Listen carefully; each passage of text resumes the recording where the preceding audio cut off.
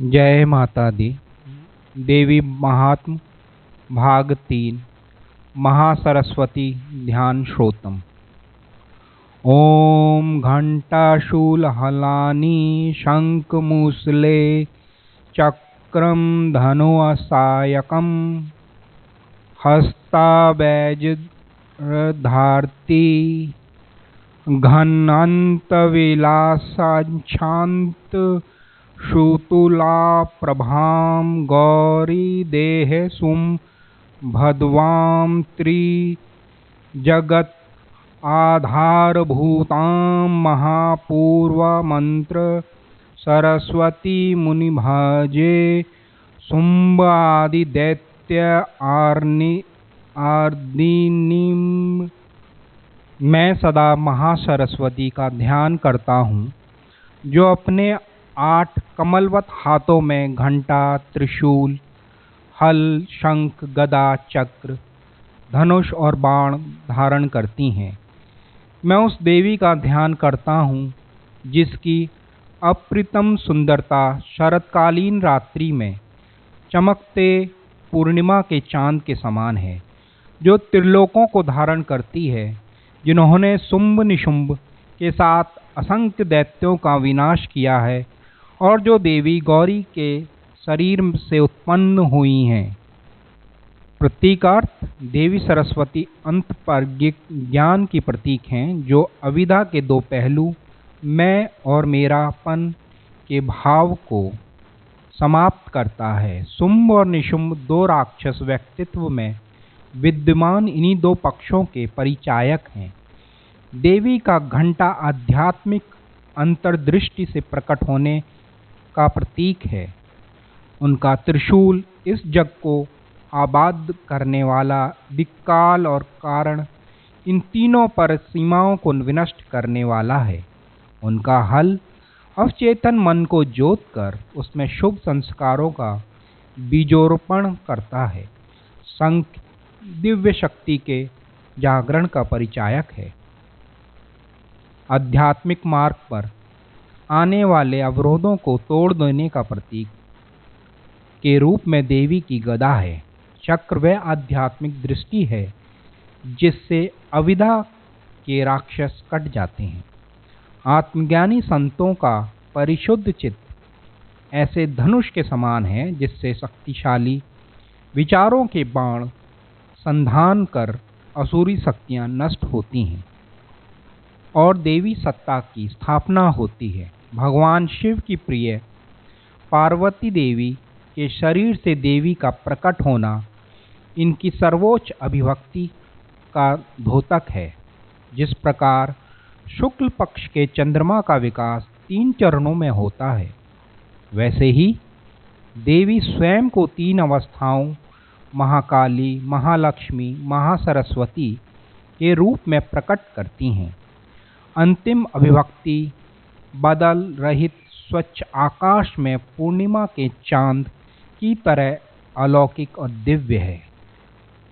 महासरस्वती का प्राकट्य महर्षि मेधा ने कहा, अति प्राचीन काल में शुंभ निशुंभ नामक 2 महादैत्य अत्यंत शक्तिशाली हो गए थे। इन दोनों भाइयों के अत्याचार से तीनों लोकों में त्राही त्राही मच गई तथा देवताओं को भय के कारण हिमालय स्थित देवी की शरण में जाना पड़ा। देवी को प्रसन्न करने के लिए देवताओं ने इस प्रकार स्तुति की। उस देवी को बार बार नमस्कार है, जो इस समस्त सृष्टि में विष्णु माया के नाम से विख्यात हैं। उन्होंने पुनः पुनः प्रणाम है। उस महादेवी को बार बार नमन है, जो समस्त प्राणियों में बुद्धि के रूप में जानी जाती हैं। हमारा उस देवी को बार बार नमस्कार है। उस देवी को बार बार नमन है, जो समस्त जीवों में भूख के रूप में जानी जाती हैं। ऐसी देवी को पुनः पुनः प्रणाम है। उस देवी को बार बार नमस्कार है, जो समस्त प्राणियों में छाया, तृष्णा, शक्ति, क्षमा, लज्जा, कृपा, श्रद्धा, सौंदर्यता, समृद्धि, प्रयास, स्मृति, संतोष, माता के नामों से जानी जाती हैं। तथा जो सब का एकमात्र आधार हैं। हम लोगों को ऐसी देवी के श्री चरणों में बारंबार नमस्कार करते हैं। पार्वती देवी जब गंगा में स्नान करने जा रही थीं, तो उन्होंने देवताओं को स्तुति करते देखा। उन्होंने देवताओं से पूछा, आप लोग किसकी स्तुति कर रहे हैं? उमा देवी के शरीर से एक दिव्यमान ज्योति स्वरूप अत्यंत सुंदर देवी प्रकट हुई। उसने शिव प्रिया उमा देवी से कहा, हे देवी, ये देवता मेरी स्तुति कर रहे हैं क्योंकि ये सभी शुंभ निशुंभ के अत्याचारों से पीड़ित हैं तथा अपनी रक्षा के लिए प्रार्थना कर रहे हैं। चूंकि इस देवी का प्रादुर्भाव उमा देवी के शरीर से हुआ था, इसलिए इनका कौशिकी नाम विख्यात है। वास्तव में ये ही शुंभ निशुंभ का संहार करने वाली महासरस्वती थीं। इन्होंने उग्रतारा और महातारा भी कहा जाता है। इस देवी ने देवताओं से कहा, देवताओं, आप सभी निर्भय हो जाएं, मैं निश्चित ही इन दैत्यों का संहार करूंगी। जब पार्वती देवी ने सरस्वती जी प्रकट हुई तो पार्वती जी का रंग काला हो गया। उनके इसी रूप को कालिका देवी कहा जाने लगा। बाद में शुंभ निशुंभ के दो सेवक, जिनका नाम चंड और मुंड था, घूमते हुए उस स्थान पर आए। यहाँ अत्यंत प्रकाशवान सरस्वती देवी भ्रमण कर रही थीं। उन दोनों ने देवी का अत्यंत मनोहरी रूप लावण्य देखा। इन दोनों ने जाकर शुंभ निशुंभ से इस प्रकार कहा, हे महाराज, हम लोगों ने हिमालय में अतिशय रूपवती एक सुंदरी को विहार करते देखा है। सचमुच उसकी सुंदरता के सामने त्रिलोकी में कोई स्त्री नहीं हो सकती। वह सिंह पे सवार हिमालय में यत्र तत्र भ्रमण कर रही हैं। महाराज, आपके पास इस सृष्टि में जो भी सर्वश्रेष्ठ है वह सब कुछ है, अतः यह अतुलनीय सुंदरता वाली स्त्री भी आपके पास होनी चाहिए। इसलिए आप उसे अपनी सेविका बनाएं। यह सुनकर शुंभ ने अपने दूत सुग्रीव को आदेश दिया कि उस स्त्री को समझाकर शीघ्र मेरे पास ले आएं। दूत हिमालय में भ्रमण करती हुई देवी से मिला और इस प्रकार कहा, हे देवी, इस तीनों लोकों में शुंभ अपनी वीरता प्रभुता के लिए प्रसिद्ध हैं। उसने आपके लिए इस प्रकार संदेश भेजा है, मैंने इंद्र को पराजित कर दिया है, अन्य सभी देवताओं को भी हरा कर यज्ञ में उन सब का अंश स्वयं ग्रहण कर लिया है। चूंकि मैं जानता हूं कि आप स्त्री रत्नों में सर्वश्रेष्ठ हैं, इसलिए मैं चाहता हूं कि आप हमें अथवा मेरे भाई दोनों में से किसी एक का वरण करें और उसे पति रूप में स्वीकार करें। यह सुनकर महादेवी ने कहा, दूत, तुमने जो भी कहा है वह सब सत्य है।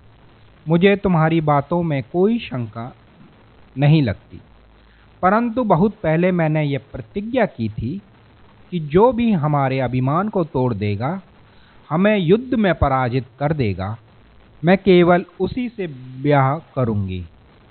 तुम हमारी इस प्रतिज्ञा की सूचना शुंभ और निशुंभ को दे दो। उन्हें जो उचित लगे वैसा करने को कहो। धूम्रलोचन का संहार। सुग्रीव नामक दैत्य शुंभ के पास आकर देवी ने जो कहा था कह दिया। शुंभ अत्यंत क्रोधित होकर अपने वीर सेनापति धूम्रलोचन को बुलाकर कहता है, हिमालय में एक अत्यंत सुंदर स्त्री भ्रमण कर रही हैं।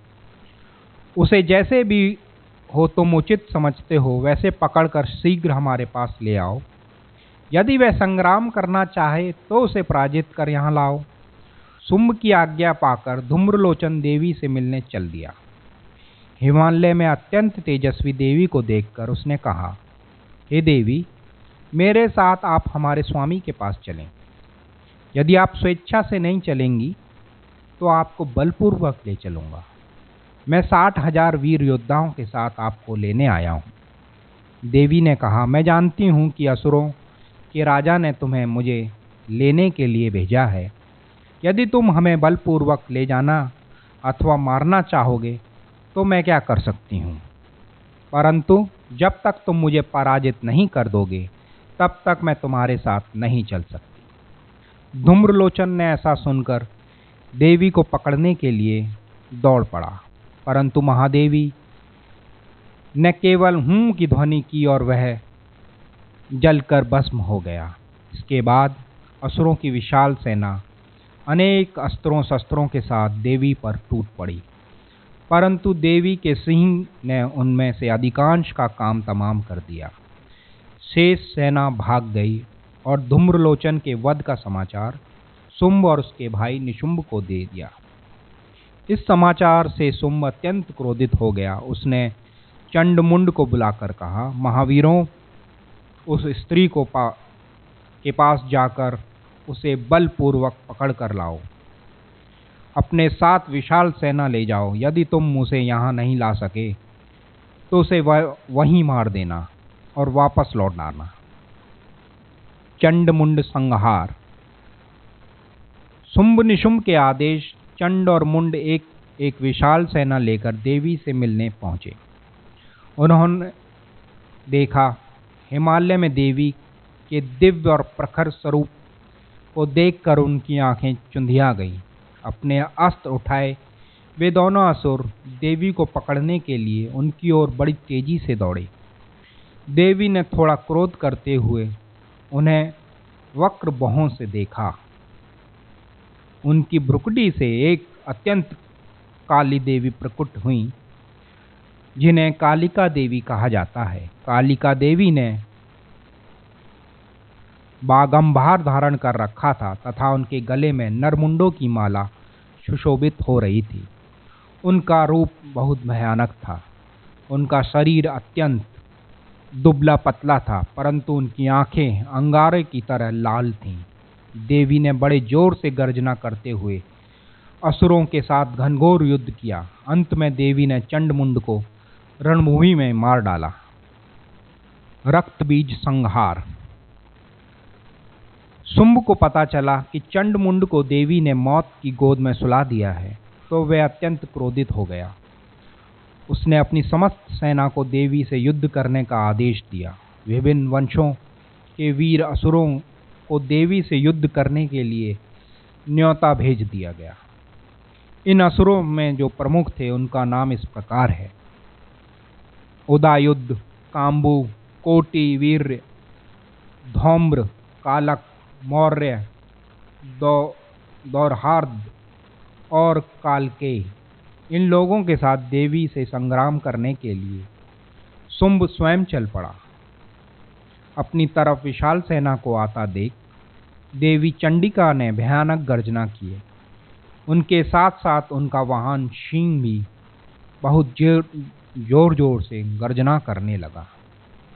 इस भयानक गर्जना को सुनकर असंख्य असुरों ने देवी को चारों ओर से घेरकर उन पर हमला कर दिया।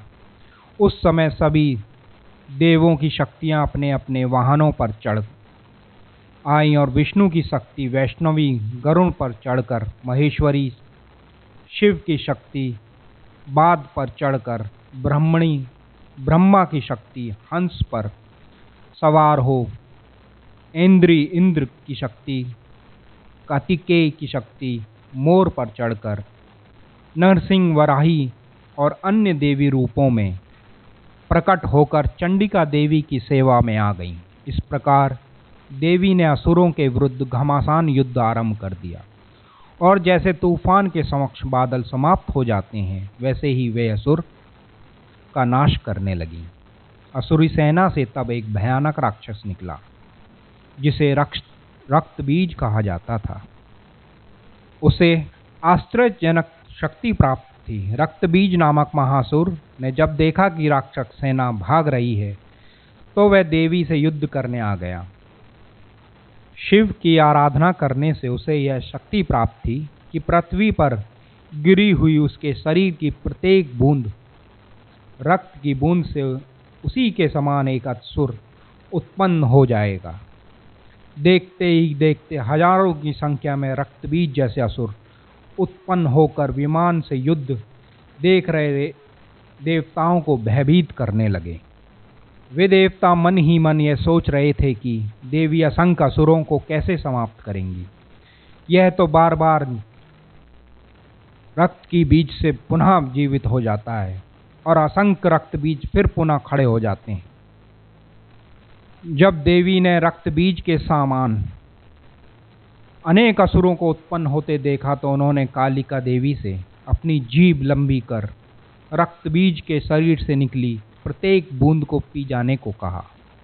एक तरफ कालिका देवी अपना मुंह बढ़ाकर रक्त बीज का रक्तपान कर रही थी तो दूसरी ओर अन्य देवियां अनेक अस्त्रों से असुरों का संहार कर रही थीं। पृथ्वी पर गिरने से पूर्व ही रक्त पी लेने से नए रक्त बीज बनना अब बंद हो गए थे, अतः अब मूल रक्त बीज ही बच गया। इससे देवताओं में प्रसन्नता फैल गई तथा खुशी से देवियां नृत्य करने लगी। जो असंभव प्रतीत हो रहा था वह देवी की अनंत शक्ति से संभव हो गया। कथा का प्रतीक अर्थ। द्वैत भाव ही असुर दैत्य के अस्तित्व का आधार है। यह भाव अविद्या के कारण उत्पन्न होता है। अहंता और ममता, मैं और मेरापन का भाव अविद्या की दो प्रमुख अभिव्यक्तियां हैं। अहंता में असुर शुंभ है। विवेक के अभाव के कारण ही अहंता बनी रहती है। शुंभ सभी दैत्यों का राजा है। अहंकार निरंतर ममता के साथ ही रहता है, अर्थात शुंभ हमेशा अपने छोटे भाई निशुंभ के साथ ही रहता है। इन दोनों को अलग नहीं किया जा सकता। जहाँ अहंता है वहाँ ममता भी है। इन दो प्रमुख दैत्यों की सेवा में असुरों की विशाल सेना है, जो अप्रबुद्ध मन में उठने वाले असंख्य वृत्तियां हैं। शुंभ निशुंभ के सेवकों में चंड और मुंड प्रमुख हैं। चंड प्रवृत्ति क्रिया और मुंड निवृत्ति निष्क्रियता की परिचायक हैं। प्रवृत्ति और निवृत्ति, इन दो मानसिक वृत्तियों पर अहंता और ममता टिकी रहती है। प्रवृत्ति और निवृत्ति हानिकारक और सहायक दोनों हो सकती हैं। जब इनका निर्देशक अहंता शुंभ द्वारा होता है तो प्रवृत्ति के कारण कर्म बंधन अधिक सुदृढ़ हो जाते हैं और निष्क्रियता से मन मूढ़ अवस्था की ओर बढ़ता है। धूम्रलोचन विकृत अथवा गलत ज्ञान का परिचायक है। देवी द्वारा केवल हूं की ध्वनि के हूंकार से ही विप्रिय विकृत मानसिकता गलत ज्ञान समाप्त हो जाता है। देवी के अनेक रूप एवं अभिव्यक्तियां साधन पथ पर परमात्मा की ओर चलने वाले साधकों के विकास क्रम की विभिन्न अवस्थाओं को प्रकट होने वाली आध्यात्मिक शक्तियों का प्रतीक है। असुरों के 8 वंश जीवात्मा को बांधने वाले 8 बंधन हैं। घृणा, लज्जा, जुगस्पा, शंका, भय, कुल, शील और जाति, ये 8 बंधन हैं। उदायुद्ध, कंबु, कोटिवीर्य, धौम्र, कालक, दौहार्द, मौर्य, कालके, ये असुरों के 8 वंशों के परिचायक हैं। जब जीवात्मा इन 8 बंधनों से मुक्त हो जाती है तो वह देवी के साथ एक हो जाती। जब तक अहंता तथा है तब तक ब्रह्मांडीय माता नहीं प्राप्त हो सकती। जो उन्हें युद्ध में पराजित कर उनके समतुल्य हो जाता है वही उन्हें प्राप्त कर सकता है। मन और इंद्रियों को नियंत्रित करना ही साधक के लिए उन्हें पराजित करने के समान है। रक्त बीज मन की बाहरमुखी प्रवृत्ति का प्रतीक है। इसके प्रभाव में मन समाधि के आनंद को भूलकर बाहर जगत की ओर आकृष्ट होता है। देवी की लंबी जीवा परमात्मा की ओर निरंतर प्रवाहित होने वाली ब्रह्मकार वृत्ति है। ब्रह्मकार वृत्ति से मन को बहिर्मुखी बनाने वाला मूल कारण ही नष्ट हो जाता है। अपने मन को अंतर्मुखी करने के लिए साधक कठिन संघर्ष करता है। कभी कभी उसे ऐसा प्रतीत होता है कि उसने अपनी बाहिर्मुखी वृत्तियों को रोकने में सफलता प्राप्त कर ली है, परंतु यदि इस वृत्ति का लेश मात्र भी उसके अवचेतन मन में ध्यान विद्यमान है तो उसका मन पुनः बाहिर्मुखी हो जाता है। शीघ्र ही उसके मन में काम, क्रोध, लोभ, मोह, अहंकार, घृणा जैसी कुवृत्तियां जन्म लेती हैं। जैसे रक्त बीज की एक एक बूंद से असंख्य असुर उत्पन्न हो रहे थे। साधक को तब क्या करना चाहिए? उसका उत्साहित होना स्वाभाविक ही है। वह एकदम निरुत्तर हो जाता है कि बार बार उसके मन में ऐसी वृत्तियां उठ रही हैं। वह बार बार मन को दबा रहा है, लेकिन फिर कोई क्षण, फिर कोई सी पल, लेश मात्र भी जब कोई वृत्ति आती है तो फिर दोबारा से एक रक्त बीज की भांति पुनः जीवित हो जाती हैं वृत्तियां। परंतु जब साधक अपने अंतर्मन में अवस्थित परमेश्वर स्वरूप माता के प्रति समर्पित हो जाता है तो वह शास्त्रों के उपदेशों और शिक्षाओं पर चिंतन मनन करने लगता है। इन सब कुविचारों, कुवृत्तियों को दूर करने का एकमात्र साधन माता की भक्ति और शास्त्रों का ज्ञान है, जिसका निरंतर चिंतन मनन करना होता है, जिससे रक्त बीज पुनः ना प्रकट हो जाए। देवी की विशाल जीवा, ब्रह्मकार वृत्ति मन की अनंत प्रज्ञा है जो निरंतर परमात्मा की ओर प्रभावित होती है। लेकिन वह तभी प्रभावित होती है जब मन में माता का ध्यान और शास्त्रों और उनकी शिक्षाओं का चिंतन मनन निरंतर हो। तभी वह जीवा निरंतर बढ़कर दुर्गुणों का नाश करती है। देवी की कथा की इस स्थिति तक कुंडलानी अनाहत हृदय केंद्र भेद कर विशुद्धि चक्र ग्रीवा में पहुंच गई होती है तथा विशुद्धि चक्र से ऊपर अब आज्ञा चक्र में प्रवेश करती है, जहां रुद्र ग्रंथि या अविदा ग्रंथि स्थित है। यहीं शुंभ और निशुंभ का किला है, अर्थात अहंता और ममता का मूल यहीं विद्यमान है। देवी की इन कथाओं के माध्यम से व्यक्ति के हृदय की अनंत गहराइयों में चलने वाले आध्यात्मिक संग्राम का प्रतीकात्मक वर्णन किया है।